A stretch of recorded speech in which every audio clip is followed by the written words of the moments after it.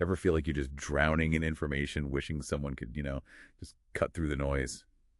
Well, today we're doing a deep dive. We're looking at the really complex challenges facing modern radiology and how these things called AI agents might be stepping in to help.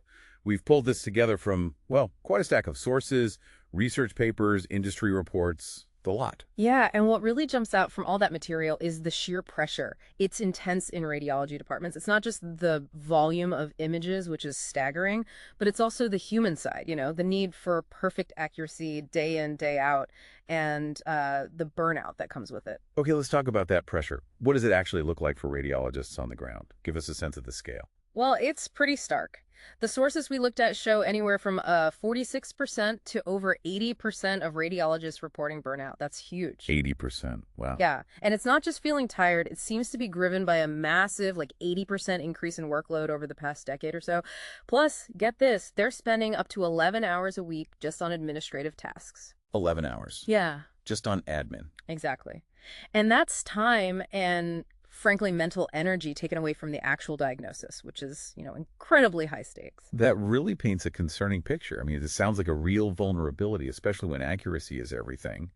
What does that kind of pressure do to error rates? That's the critical point. This pressure, it definitely contributes. We're seeing an estimated 3 to 5% real-time diagnostic error rate. 3 to 5%. Maybe it doesn't sound huge initially, but what does that mean in real numbers? Well, globally, that translates to roughly 40 million diagnostic errors every single year. 40 million. That's sobering. It is. And the impact. Nearly 3/4, about 75% of malpractice claims against radiologists are linked directly back to these diagnostic errors. It's a systemic issue, really, with huge costs, both human and financial. Okay, so we have this intense pressure, significant burnout, and these really worrying error rates. Yeah. How does AI actually step in here? What is an AI agent in this context? Is it just another algorithm? It's more than that. AI is evolving, It's not just a simple pattern matching algorithm or even the large language models we hear a lot about. An AI agent. Think of it as a more sophisticated system. It's capable of autonomous, goal-directed reasoning. Autonomous reasoning, what does that involve? It means it has capabilities like planning, memory, it can use different tools like analysis software, and crucially, it can learn from feedback. So for example, imagine a patient comes in suspected stroke. An AI agent could potentially access their head CT scans on its own.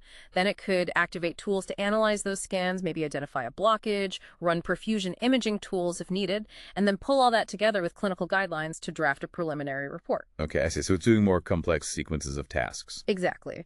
But the key concept everyone emphasizes is the AI co-pilot. It's not about replacement. The idea is that an expert radiologist plus a transparent AI, well, they're consistently better together than either one operating alone. Right, the co-pilot idea. Yeah. So connecting that back to the problems, the burnout, the errors, how do these agents specifically help? What impact are we seeing? Well, the impact is kind of multi-layered. First, they really can help alleviate that burden we talked about. AI can automate a lot of the repetitive stuff like pre-processing images or, importantly, triaging urgent cases.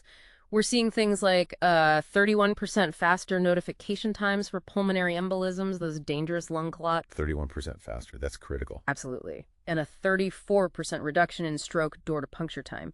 That's the time from arrival to treatment starting. Huge for outcomes. And don't forget the admin side savings of up to 66 minutes per provider per day just on documentation. That's a massive efficiency gain. Yeah. Okay, so it helps with the workload. How does it help with accuracy, which was the other big concern? Right, accuracy. The AI essentially acts as a tireless second set of eyes. It can pick up on subtle patterns that a human, especially one dealing with fatigue or high volume, might miss. Some of these models are showing really impressive results, like 94% accuracy in detecting lung nodules, 90% in breast cancer screening. 90% plus. That's significant. It is.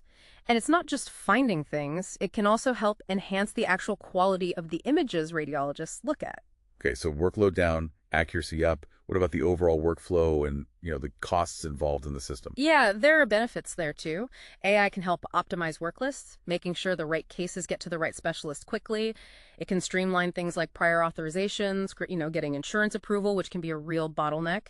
And by potentially improving accuracy and reducing unnecessary procedures, there are knock-on effects. We're talking potentially billions saved annually, even just looking at reduced malpractice payouts. The case seems really strong. Which leads to the obvious question. If it's this good, why isn't it just everywhere already? What are the roadblocks? That's a fair question, and you're right, there are definitely hurdles. Implementation isn't simple. You've got technical challenges, making sure different systems in a hospital can actually talk to each other, ensuring the data used to train the AI is high quality and representative. That's key. Then there are really important ethical considerations. Algorithmic bias is a big one. We need to be sure the AI works fairly for all patient groups. And explainability, doctors need to understand at some level why the AI is suggesting something. So transparency is crucial. Absolutely. But it's really important to stress again, the final call, the diagnosis, that stays with the human radiologist. The AI is the co-pilot, remember. A powerful tool, but still a tool. Okay, so wrapping this up, what does this all mean for you, listening? Well, it seems AI agents aren't just another tech upgrade. They represent quite a profound shift, maybe moving healthcare tools from just reacting to being more proactive. Autonomous assistants could really redefine diagnosis and treatment down the line. And maybe here's a final thought for you to chew on, something to consider. What if the future of medical imaging isn't just about seeing what's wrong today? What if it's about predicting your health path years into the future? Identifying risks, spotting potential diseases long before you even have symptoms. That's the direction some of this might be heading.